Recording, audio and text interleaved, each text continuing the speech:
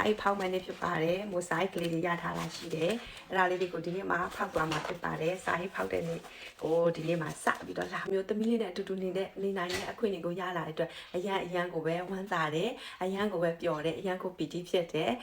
ကိုလည်းခုံယူမိတယ်မိခင်တယောက်ဖြစ်တယ်အိမ်မှာနေရတယ်ဆိုပေမဲ့မို့အတွက်ကတော့အိမ်မှာနေပြီးတော့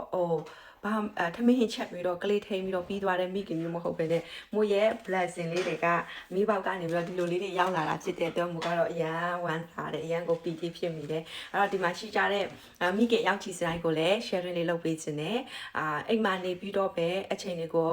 မကုန်သွားပဲနဲ့ကိုမှရှိတဲ့အချိန်လေးအနည်းငယ်ကိုအသုံးချပြီးတော့ကိုလိုချင်တဲ့ပန်းတိုင်ဘွားခီတွေကိုရအောင်လို့စူးစမ်းကြရအောင်လို့ဒီနေ့မှာ sharing လုပ်ပေးခြင်းနဲ့အရင်ဆုံးတန်တန်ပါလေလေเข้าไปบาร์บี้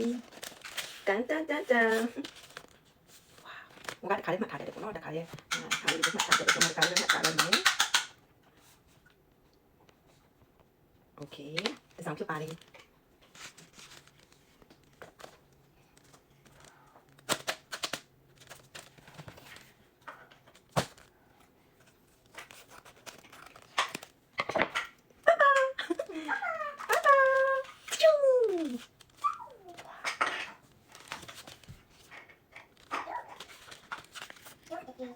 แล้วมาเราตาทีค่ะตา可以ตาลูกเวนนี่โอเคกินมุ้งลูกเวนนี่นะเนาะมุ้งลูกเวนนี่นะน่าซ้ำโอเคน่าจะได้ซ้ำจังมาดีเนี่ยมุ้งสายเผาเนี่ยคือสายเผาเดนนี่สายเผาเดนนี่ဖြစ်ပါတယ်สายเผาเดนนี่ဖြစ်ပါတယ်สายเผาเดนนี่ဖြစ်ပါတယ်ကလေးရလာတော့မို့တယ်ပုံမှန်ကျလိုက်တာဖောက်လိုက်ပါပြီ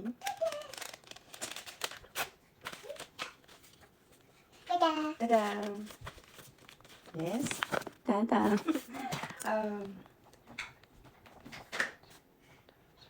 โอเคခဏလေးလုပ်မယ်အဲ့တော့ဖောက်လိုက်ပါပြီ3ခါဖြစ်ပါတယ်ဒါကတော့ဘာပဲဖြစ်ဖြစ်မို့ကကျင်းနေတယ်ပေါ့နော်ထောင်ကနန်းလေးဖြစ်တယ်ဆိုလေကျင်းနေတယ်ဒါကဒီကနေပဲစလာရမှာလေနော်ဘယ်လိုပြောမလဲဆိုရင်တခါတည်းနဲ့ဒီစီပွားရေးကိုလောက်တာနဲ့ချက်ချင်းကြီးဟိုဘီလီယံနာကြီးတွေထရီလီယံနာကြီးတွေဖြစ်မလားချက်ချင်းကြီးတွေချမ်းသာမလားဆိုရင်ချက်ချင်းကြီးတွေချမ်းသာခြင်းနဲ့ဆိုရင်တော့ဒီထိုးချဲထိုးလိုက်တယ်ဆိုရင်ချက်ချင်းကြီးတွေရသွားမယ်စီပွားရေးတစ်ခုကိုလောက်ရဆိုလို့ရှိရင်တော့ဒါအချိန်ယူရတာဖြစ်ပါတယ်လို့စီပွားရေးတစ်ခုမှာဆိုလို့ရှိရင်အပြင်မှာ traditional မှာလောက်တဲ့စီပွားရေးဆိုလို့ရှိရင်ဒါအောင်မြင်တယ်လို့ပြောဖို့အတွက်ဆိုရင်အနည်းဆုံး9နှစ်လောက်ထိကိုဘက်ကနေပြီးတော့အရင်နေ့တိုင်းလတိုင်းနှစ်တိုင်းမှာ site ထုတ်ရတာတွေရှိတယ်ပေါ့နော်မို့လို့စီပွားရေးဆိုလို့ရှိရင်တစ်ချိန်သာမတ်ဒီရင်းနှီးဝင်နဲ့စတင်ရတာဖြစ်ပြီးတော့နောက်ပိုင်းမှာဆိုလို့ရှိရင်ကို့အတွက်ဒါဒီချက်တွေရောက်လာလို့ဆိုရင်ဘာမှပြန်ပြီးတော့ပေးကြအောင်ဒါတွေအားလုံးကပါလဲဆိုရင်ကိုအိတ်ထဲကိုပဲရောက်လာတာဖြစ်တယ်ပြီးလို့ရှိရင်touch ပြန်တွက်တဲ့အခါဆိုလို့ရှိရင်ကိုကများရပါမယ်စိုးရိမ်စရာမလိုဘူးအစိုးရကများပေးစရာပေးဖို့အတွက်ဘာဖြစ်လို့ဆိုပြန်ပြီးတော့ touch claim ရမှာအရာတွေအများကြီးရှိတယ်ကိုရဲ့ဖုန်းပေးဖို့အစကိုရဲ့ wifi ဖို့အစဒီအရာတွေအားလုံးကိုပြန်ပြီးတော့ touch claim လို့ရတာဖြစ်တဲ့အတွက်အရန်ကိုပဲ